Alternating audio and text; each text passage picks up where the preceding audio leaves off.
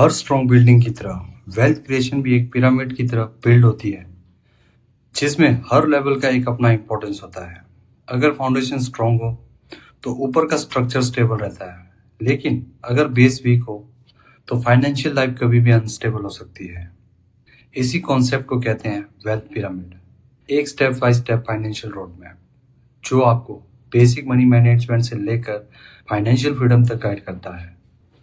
और आज की वीडियो में हम देखेंगे कैसे कोई भी पर्सन नेक्स्ट 10 इयर्स में स्मार्ट प्लानिंग और डिसिप्लिन इन्वेस्टिंग के थ्रू फाइनेंशियल फ्रीडम की तरफ मूव कर सकता है। Stage 1, foundation.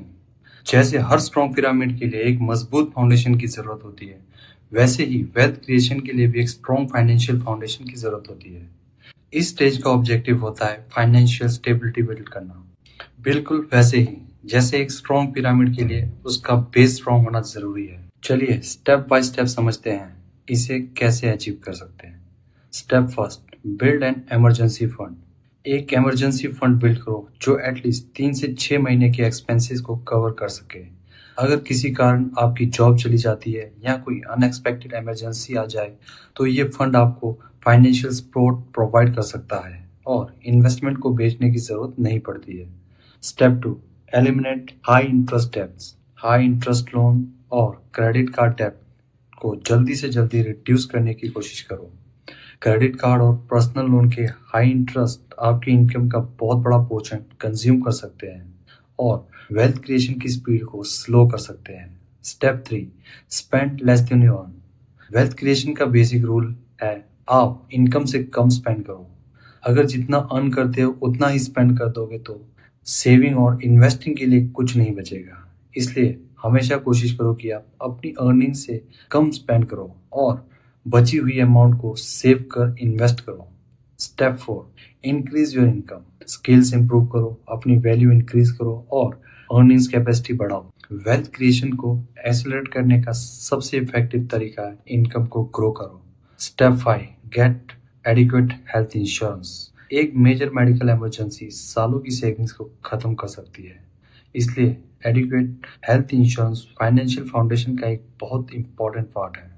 Step 6, learn basic investing.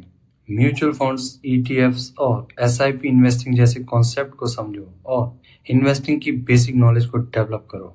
Knowledge के बिना इन्वेस्टिंग करना अक्सर अननेसेसरी रिस्क को इनवाइट करना होता है। Stage 2, core investing.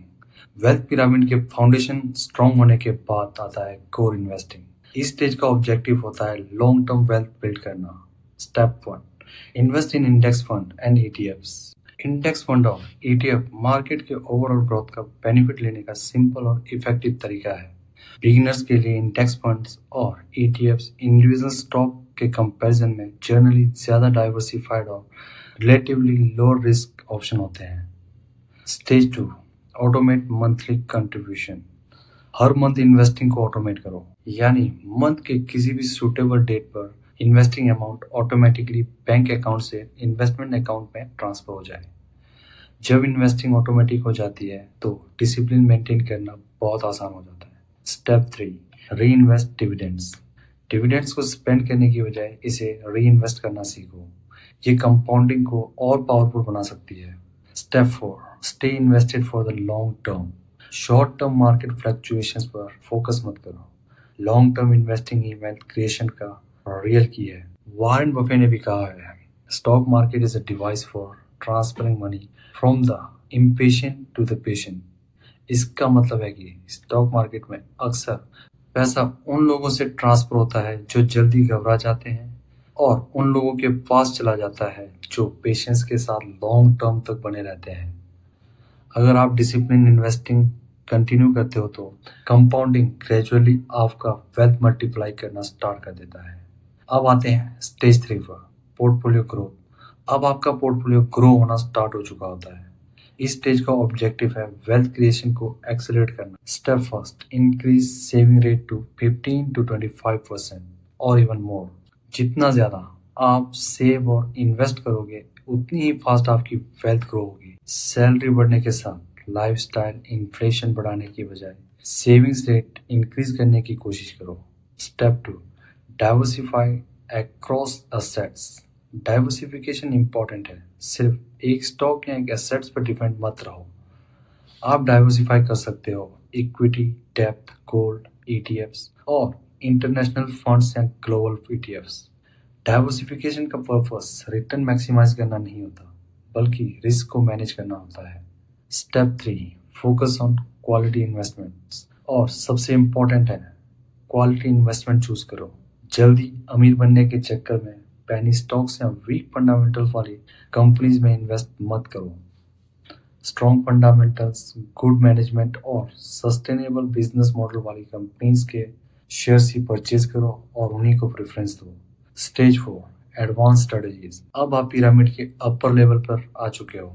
इस स्टेज में वेल्थ को नेक्स्ट लेवल पर ले जाने के लिए एडवांस्ड अपॉर्चुनिटीज एक्सप्लोर करने की जरूरत होती है। Step first, explore real estate opportunities. Real estate rental income और लॉन्ग टर्म एप्रिसिएशन दोनों प्रोवाइड कर सकता है, लेकिन लोकेशन, वैल्यूएशन और फाइनेंसिंग को समझना बहुत जरूरी है। स्टेप 2, बिल्ड और इन्वेस्ट इन बिजनेसेस। एक सक्सेसफुल बिजनेस आपको एक्टिव और पैसिव दोनों तरह की इनकम जनरेट करके दे सकता है, लेकिन बिजनेस में कैपिटल, एफर्ट और पेशेंस की जरूरत होती है। Step 3, invest in carefully selected stocks. अब आपके पास बेसिक इन्वेस्टिंग नॉलेज और एक्सपीरियंस होना चाहिए। इसी नॉलेज का यूज करके क्वालिटी बिजनेसेस में long term investment opportunities identify करो। लेकिन ध्यान रहे, ये स्टेज बिगिनर के लिए नहीं होती है। पहले बेसिक्स कंप्लीट करना बहुत जरूरी है, उसके बाद ही एडवांस्ड इन्वेस्टिंग स्ट्रेटेजीज एक्सप्लोर कर सकते हो। रियल एस्टेट बिजनेसेस या selected high quality stocks wealth को एक्सलरेट कर सकते हैं, लेकिन यहाँ रिस्क भी इंक्रीज होता है। याद रखिए, हाई रिटर्न्स के साथ हाई रिस्क भी आता है, इसलिए कभी भी सिर्फ रिटर्न्स देखकर इन्वेस्टमेंट डिसीजन मत लो। रिस्क को समझना भी उतना ही इम्पोर्टेंट है जितना रिटर्न्स को समझना। अब आता है last stage, stage 5, financial freedom. यहाँ पैसिव इनकम आपके एक्सपेंसेस को कवर करना स्टार्ट कर देती है। Step 1, money starts working for you. आपका पैसा आपके लिए काम करना शुरू करता है, यानी पैसे से पैसा बनने लगता है। आपकी इन्वेस्टमेंट इनकम जनरेट करना स्टार्ट कर देती है। Step 2, reduce dependence on salary. क्योंकि आपका इनकम सोर्स डाइवर्सिफाइड होता है, अब आप सिर्फ एक सोर्स ऑफ इनकम पर डिपेंडेंट नहीं रहते हो। Stage 3, financial peace of mind. Financial stress कम हो जाता है क्योंकि आप सिंगल सोर्स ऑफ इनकम पर डिपेंडेंट नहीं हो, और इस स्टेज तक आप अपने मनी मैनेजमेंट में मास्टर हो चुके होते हो। Step 4, freedom to choose. आपको लाइफ के इंपॉर्टेंट डिसीजन लेने की फ्रीडम मिलती है। आप अपने पैशन, फैमिली और पर्सनल गोल पर ज्यादा फोकस करने लग जाते हो। फाइनेंशियल फ्रीडम का मतलब लग्जरी कार्स या एक्सपेंसिव लाइफस्टाइल नहीं होता। फाइनेंशियल फ्रीडम का सिंपल मतलब होता है आपको मजबूर होकर कोई भी डिसीजन ना लेना पड़े, आपके पास चॉइस हो, और वही असली फाइनेंशियल फ्रीडम है। फाइनल मैसेज, वेल्थ बिल्ड करना कोई शॉर्टकट गेम नहीं होता है। It is a long term process, step by step foundation start होता है और डिसिप्लिन, पेशेंस और कंसिस्टेंसी के थ्रू फाइनेंशियल फ्रीडम तक पहुंचता है। आज ही डिसाइड करो आप वेल्थ के पिरामिड के कौन से स्टेज पर हो और नेक्स्ट स्टेज तक कैसे मूव करोगे। अगर वीडियो हेल्पफुल लगी हो तो वीडियो को लाइक करिए, चैनल को सब्सक्राइब करिए और अपनी वेल्थ पिरामिड आज से बिल्ड करना शुरू कीजिए। थैंक्स।